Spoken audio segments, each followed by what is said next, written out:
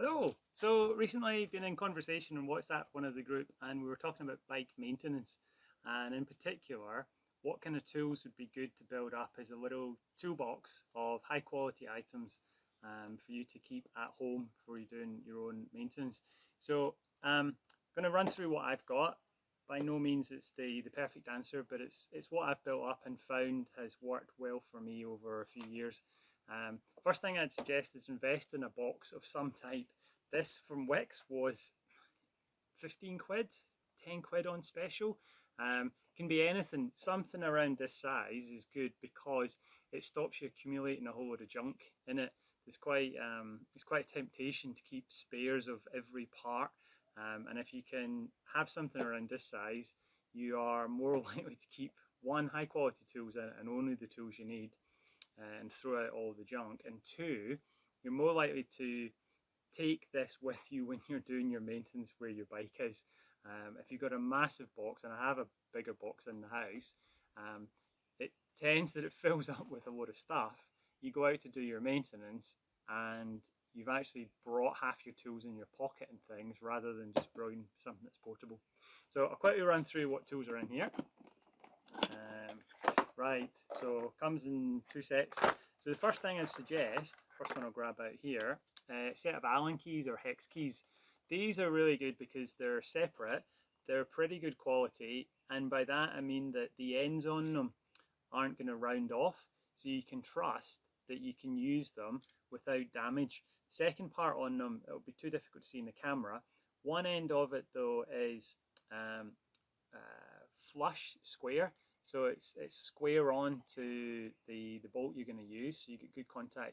The other end is actually rounded itself by design, which means if the hex key or the Allen key goes in at a slight angle, you can still get some torque, some turning on it. The other part why I like these, because it's got a little set, you are much more likely to put them back and you can find them again rather than trying to hunt for some of the little ones. And you only need, generally, you only need one of each size. You'll get, if you do IKEA flat pack furniture and things, you end up with tons of these, but you don't need more than one. So I'd invest in some good ones where you're happy with the quality on them, and then you're set. You don't need extras. Okay, so that's some hex keys, Allen keys. I have in here a selection of a couple of key screwdrivers, so flathead and crosshead. You need these for things like your limit screws on your front and rear derailleur. Needle nose pliers, so this is useful when you're pulling cable through, so brake cable or particularly gear cable, and you want to pull it through and hold it tight. These are good. Needle nose, so you can actually get into some smaller places as well. One small adjustable spanner, something that not so many people have, but it's super useful, especially if you've got Garmin pedals, a pedal wrench or a pedal spanner. So fixed size, 15 I think it is, yeah, 15 on it. The key on this one is, if you look, it's long, so it means you can get a good amount of torque, of force, because it's longer. You get that leverage versus something like this or the hex keys, which are small, so you don't get anything like the same force applied through the lever. Some insulation tape, so black masking tape. You use this when you're changing your handlebar tape, just to put it off at the end. What you get normally on handlebar tape is you'll get a small branded piece of tape to close or to lock off the tape once you've got it from the bar ends through towards the stem. But the problem is you don't tend to get that much. So a bit of masking tape. Also, you can use it underneath the bar tape to hold your cables in place. Sorry, it's the kids. Hold it in place, and also for anywhere on your frame where you may have something like a backlight, etc. on the frame, you can put a little bit of tape on it and it stops the paintwork getting scuffed, and also potential for some rust, etc. just going to pause because Kitty's going nuts. Hi, back on. Just asked Kitty to stop yelling from the paddling pool for a second. Couple more things in the top tray. This one, if you can see, I pulled it against my t-shirt, is for taking off your rear cassette. So this locks your, or goes into the central axis on your rear wheel, and here we go. You use the big adjustable spanner. So again, for leverage, the big adjustable spanner goes onto this nut and you unlock your cassette. So if you're changing out your cassette, this is what's required. Partnering with that, and in a little bag here is the chain whip. So the combination of these three items, so a big spanner, a chain whip, and I think it's the freewheel locking tool, the freewheel removal nut might be called, which removes your freewheel. These three items are what you need to take off your rear cassette. There's a video separate to this that shows me working through removing my chain and the cassette. So these are the three items. Put it in a bag because this is the one that gets a bit greasy or oily from your chain. A couple more things in here. This big one is bottom bracket removal tool for those who have a threaded bottom bracket as opposed to a press fit one. This isn't expensive. The press fit devices are incredibly expensive if you get a high quality one. Only really for mountain biking. For suspension forks, it's a pump to pressurize your front forks. Okay, I'll do these 4 all at once. So I do have some grease here, Teflon grease, £5 from Halfords, probably about 10 years ago. Some much more expensive ceramic grease, which is much higher quality for any areas where you might want to improve the quality. So in things like hubs perhaps, your headset, your bottom bracket, it's better to put this in. And then this one, which is carbon fiber assembly gel. Essentially, it's like facial scrub. It's gunk. I don't know if it's silicone, but it's gunky. I could probably squirt it out. So tube. Oh, it's like toothpaste, clear stuff, but it has little bits of grit inside of it, little bits of abrasive material. As I say, a little bit like facial scrub. What it does is you put it onto anywhere you've got carbon to carbon or metal to carbon joints. So the types of places would be your seat post, or if you attach aero bars, or your handlebar going into your stem, and it reduces the need to exert a lot of pressure when you're doing up the joint. So it adds a huge amount of friction, which means when you torque up those bolts, you're torquing them at the right number, the right torque measure. The units won't twist. So if you imagine on your handlebars, if you're on your hoods, there's a lot of rotation twist that you're putting onto the clamp on your stem. Your seat post, so you go over a pothole, you go over any speed bumps, your seat post is wanting to go down. So you've got a clamp on it that's holding it. With something like this, it's a must-have. It will stop you either over torquing or having issues where the clamp fails and you suddenly find yourself descending on your seat post rather rapidly into the frame, or bar ends, aero bars suddenly pop on you and drop, or they come out of their joints. Coupled with that is is a must-have. Sorry, torque wrench, torque spanner. So this one's from Lifeline. I think it was about 20 quid. It's like a socket spanner.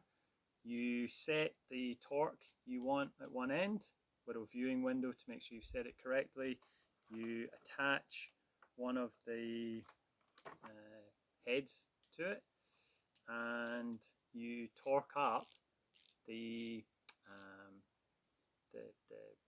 bolt to the relevant torque, and when it hits the relevant torque, the head will click on it. Can I do it by hand?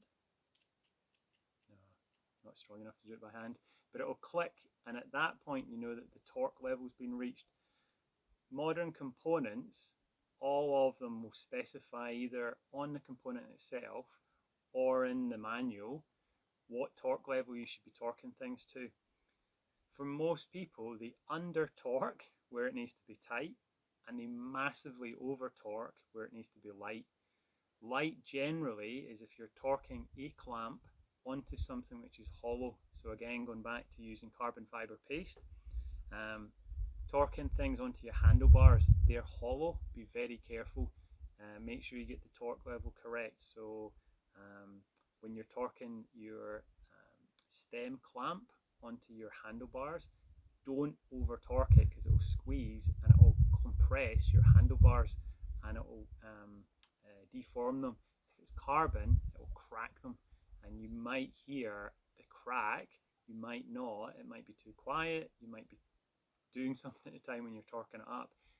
The unit will have failed, and if you get a failure when you're then out on the bike, a more substantial failure, then it's pretty dangerous. So I would say this is in the list of must-have tools. So torque spanner. Hopefully you can see all these lined up. A couple more things in here which are helpful. I'll go for the must-haves as well. If you're replacing brake cables or gear cables, a high quality, and I emphasize high quality, cable cutting tool is super useful. People talk about cable stretch and bedding in of the cables. The metal cable does not stretch. It's the wrong language that's being used. What actually happens is the outer compresses, or the little caps on the ends of the outer cable bed in or compress a little bit more, either into the frame or in connection with the outer cable. One of the ways you avoid some of that compression is to get a really squared off cut on your outer cable. The inner cable won't stretch. It won't. It's made of steel, and it's not going to stretch. The outer cable will compress. So in relative terms, it appears as though the outer is stretched, but it's actually the inner that's compressed. So a tool like this one's from Park Tool. I think it was quite expensive. It might have been 20 quid, which I was like, am I going to spend that? It made a difference. The cutting here was able to do a square cut on the brake cables and the gear cables that meant that the cable cut really nice and clean, rather than multiple cuts required, which ends up with a ridged cut on the cable, which then compresses too much. So it's called the CN10, and I would recommend these ones from Park Tool. Last couple of tricks in this box that I'll show you. There's a spirit level in here, which you can use for things like leveling off your seat, etc. It's not quite as essential. Add this to the essentials list. Chain checking tool. You'll notice from my other video, my neglect of my chain led to ended up cycling with a very stretched chain, which meant not only did I have to replace the chain, but I had to replace the cassette at the same time. Chain's 20–25 pounds. The cassette is twice that, depending on what range of cassette you go for. So a 105, it's maybe 30 quid, 40 quid, etc. If you go up to an Ultegra, then you're up at maybe twice that price. So it was an Ultegra cassette that I took off, and I ended up replacing it with a 105 because I couldn't justify the extra spend on it. So this one's from Parktool, super simple. Pop it into one link on the chain, drop it in. It should hit one of the rollers. If it falls in to the chain and the gap between the links, it means your chain is at a certain, it's not stretched, it's worn by a certain amount. The rollers have worn by a certain amount. And there's two measurements here. If it's between the first measurement, you're okay. If it's on the second one, it's time to replace your chain. Second to last, I think, items. I actually have a selection of individual Allen keys, so Allen or hex keys. So in addition to that small portable set, I've actually got some, these by Parktool, not sure if they are.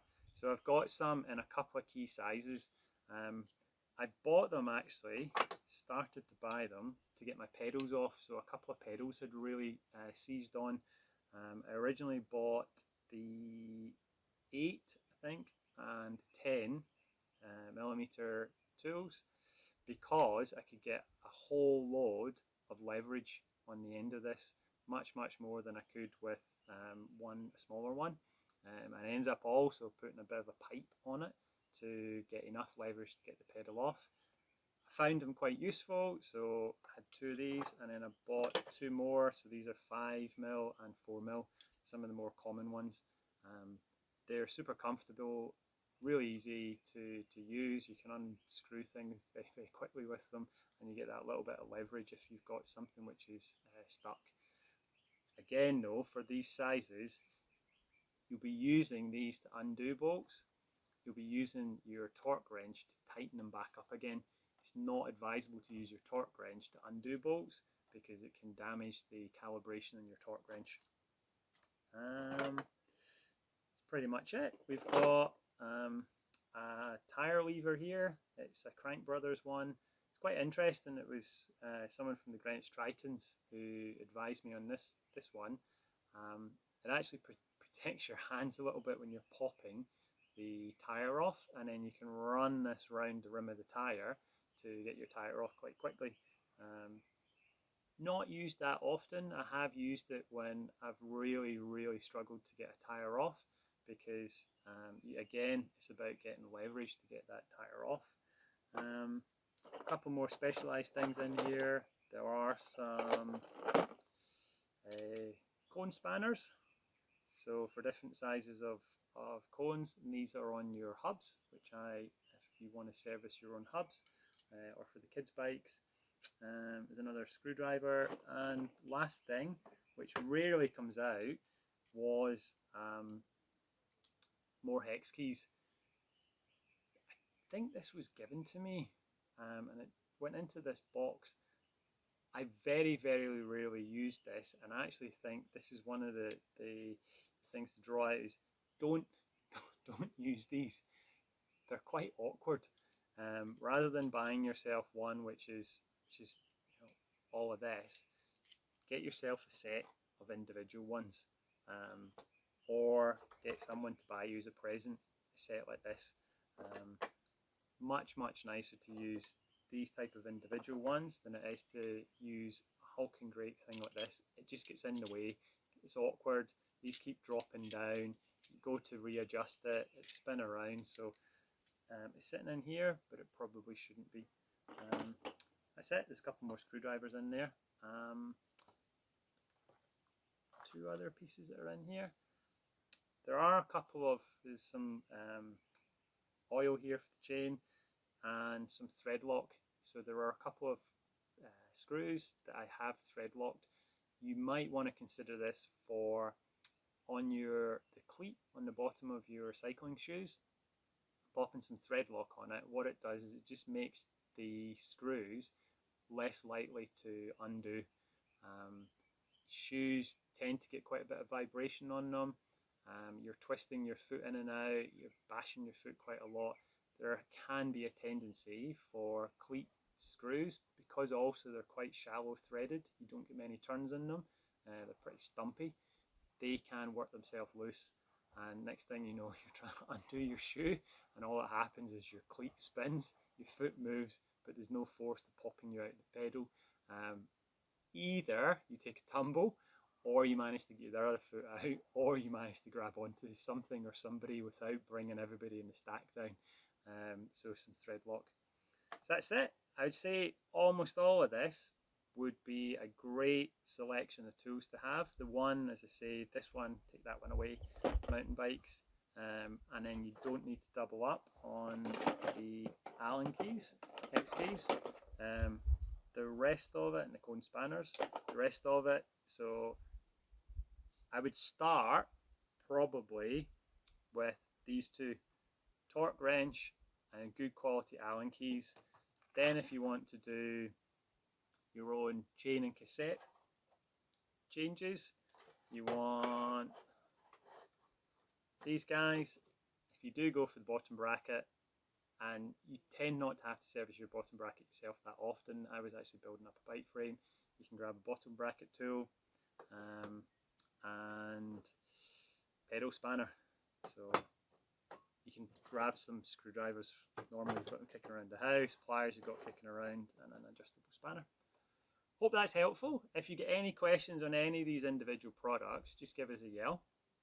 If you want to see any more maintenance jobs, I'm quite happy to video some of the maintenance I do. If there's any other topics and videos, just give us a yell.